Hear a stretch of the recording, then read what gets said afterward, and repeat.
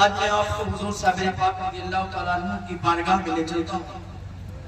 دیکھیے جب کوئی اسکالر آتا ہے، کوئی اسپیکر ہوتا ہے، یا کوئی مدرسہ ہوتا ہے، کوئی اسکول ہوتا ہے، یہ سب کیا کام کرتے ہیں؟ لوگوں کے ظاہر کو صاف کرتے ہیں، لوگوں کے ظاہر کو تبدیل کرتے ہیں۔ مثال کے طور پر اگر کوئی تنظیم 100 سال سے یا 500 سال سے نماز پر کام کرتی ہے تو اس میں نمازی تو ہو جاتے ہیں، نمازی تو بن جاتے ہیں، اس لیے کہ ظاہر صاف ہو جاتا ہے، نمازی بن جاتے ہیں، لیکن بعد میں دیکھا جاتا ہے کہ وہ زنا کے اڈوں پر بھی نظر آتے ہیں، وہ چوری کرتے ہوئے بھی نظر آتے ہیں، وہ دغا بازی کرتے ہوئے بھی نظر آتے ہیں۔ اس لیے ایک پہلو انہوں نے پکڑ لیا اور باقی چھوڑ دیے۔ تو جو بھی انسان جو تبدیل کرتا ہے وہ ظاہر کو تبدیل کرنے کی کوشش کرتا ہے، لیکن اولیاء اللہ جو ہوا کرتے ہیں وہ باطن کو بدلنے کی کوشش کیا کرتے ہیں، اور جب باطن بدل جاتا ہے تو پھر من بھی صاف ہو جاتا ہے اور دل بھی پاک ہو جاتا ہے۔ تو یہی اولیاء کرام صوفیان اعظام نے یہی کیا کہ لوگوں کے ظاہر کو نہیں بلکہ لوگوں کے باطن کو صاف کیا، اور جب لوگوں کے باطن کو یہ صاف کرتے ہیں پھر چند لوگوں پر ہی محنت کرتے ہیں۔ مثال کے طور پر خواجہ غریب نواز نے خواجہ بختیار کاکی پر محنت کی، ایسی محنت کی کہ انہیں دلی کی سرزمین پر بٹھا دیا تو پوری دلی ان کے قبضے میں آ گئی۔ اور خواجہ بختیار کاکی نے بابا فرید پر محنت کی، بابا فرید پر جب محنت کی تو انہیں پاک پٹن بٹھا دیا تو پورا پاک پٹن ان کے قبضے میں آ گیا۔ اور بابا فرید نے صابر کلیری پر محنت کی تو صابر کلیری کو کلیر کی سرزمین پر بٹھا دیا تو پورا کلیر ان کے قبضے میں آ گیا۔ اب یہ بابا فرید جو ہیں صابر پاک کے ماموں بھی ہیں، اور صابر پاک ان کے مرید بھی ہیں، ان کے خلیفہ بھی ہیں، ان کے داماد بھی ہیں۔ اور صابر پاک کون ہے؟ ابھی یہ مرید نہیں ہوئے، مرید ہونے کے لیے نکلے ہیں، مرید ہونے کے لیے جاتے ہیں، لوگوں سے پوچھتے ہیں لیکن کوئی پتہ نہیں چلتا۔ اور ان کی ماں نے انہیں ولایت کی وہ منزل عطا فرما دی تھی کہ جو لوگوں کی نظروں کی طرف دیکھتے تھے تو یہ تقدیریں بدل دیا کرتے تھے۔ تو یہ نکلے، کسی نے بتایا کہ بغداد شریف چلے جاؤ۔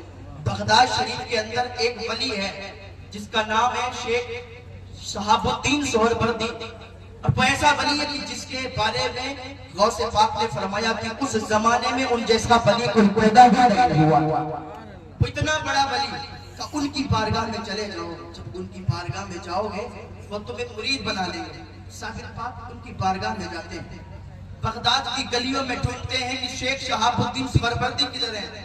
جب شیخ شہاب الدین سہروردی کی بارگاہ میں پہنچتے ہیں، پہنچنے کے بعد شیخ شہاب الدین سہروردی انہیں بٹھاتے ہیں اور کہتے ہیں ان کے لیے کھانا لگایا جائے۔ وہ تو ولیوں کی جماعت وہاں پر بھی موجود ہوتی تھی، کیونکہ اتنا بڑا ولی، اس کے دربار میں ولیوں کی جماعت بھی تھی اور لوگ موجود تھے۔ صابر پاک کے یہ خلیفہ، صابر پاک کے یہ بھانجے بابا فرید صابر پاک، ان کے صابر پاک داماد ہیں بابا فرید کے۔ بابا فرید گئے وہاں پر، تو جیسے ہی وہاں پر پہنچے تو دسترخوان لگا ہوا تھا، بابا فرید دسترخوان پر بیٹھے اور سارے لوگ بیٹھے تھے۔ بابا فرید نے کہا ہاتھ دھلوائے جائیں، تو ایک کنیز آئی ہاتھ دھلوانے کے لیے، بابا فرید ہاتھ دھونے لگے، سب نے ہاتھ دھوئے، بابا فرید بھی ہاتھ دھونے لگے، تو بابا فرید کی نظر اس کنیز کے اوپر پڑ گئی۔ جب اس کے اوپر پڑی تو بابا فرید اس کی طرف دیکھنے لگے۔ اب جس کی جتنی نظر ہوتی ہے وہ اتنا ہی سوچتا ہے، جس کی جتنی نگاہ ہوتی ہے وہ اتنا ہی سوچتا ہے۔ تو بعض لوگ کہنے لگے کہ دیکھو آیا کتنی بڑی بارگاہ میں، تھوڑا ایگو اور کم کر دیں کہ دیکھو آیا کتنی بڑی بارگاہ میں، اور ایک کنیز کو اتنے بڑے ولی کی بارگاہ میں آ کے کنیز کو دیکھتا ہے، ایک کنیز کی طرف نظریں کیے ہوئے ہے، کیسے شرم نہیں آتی، کیسے پتہ نہیں ہے کہ بہت بڑے ولی کی بارگاہ ہے۔ بابا فرید اس کی طرف دیکھ رہے ہیں اور ہاتھ دھل رہے ہیں۔ پانی ایکو کم کر دیں میرے بھائی، پانی گر رہا ہے اور یہ نظریں میں نظریں ملائے ہوئے ہیں۔ ادھر کہنے لگے دو جرم کر رہا ہے یہ، اور بابا فرید کا نام فرید نہیں تھا، ان کا نام مسعود تھا، کہ مسعود دو جرم کر رہا ہے، ایک تو پانی برباد کر رہا ہے، دوسرا اس لڑکی کو دیکھ رہا ہے۔ ابھی کیا ہوا کہ کھانا تیار تھا، ادھر پانی بھی ختم ہو گیا، ہاتھ دھل گئے، کھانا کھانے لگے۔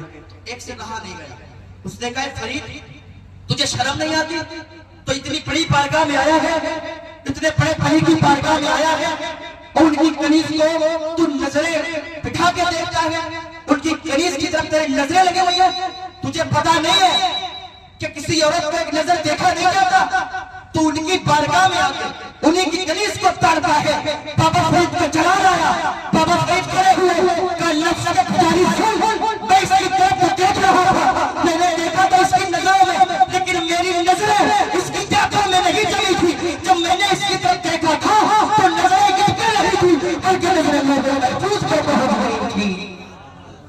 دیکھ لیا تھا کہ اتنے بڑے ولی کی بارگاہ کی کنیز، اور میں نے دیکھا تھا کہ اس کی تقدیر میں جہنمی لکھا گیا کہ یہ جہنمی ہے، یہ جنتی نہیں ہے۔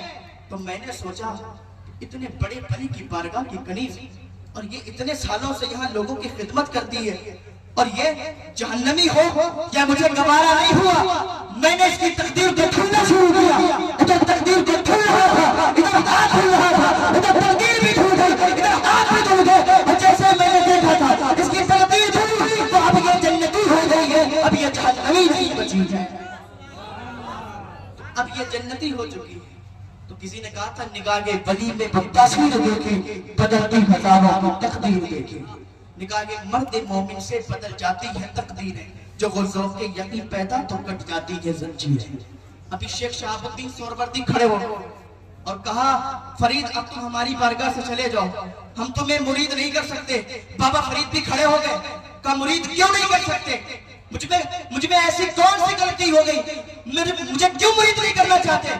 تو بابا فرید سے شیخ شہاب الدین سہروردی نے کہا تھا ارے مرید بننے سے پہلے تمہارا عالم یہ ہے کہ تقدیریں بدل دیتے ہو، مرید بنانے کے بعد تمہارا عالم کیا ہوگا؟ جب ان کے خلاف ہو دیتے ہیں چاہے زمانہ کی چھوٹے، محتاج کا جب یہ عالم ہے مختار کا عالم کیا؟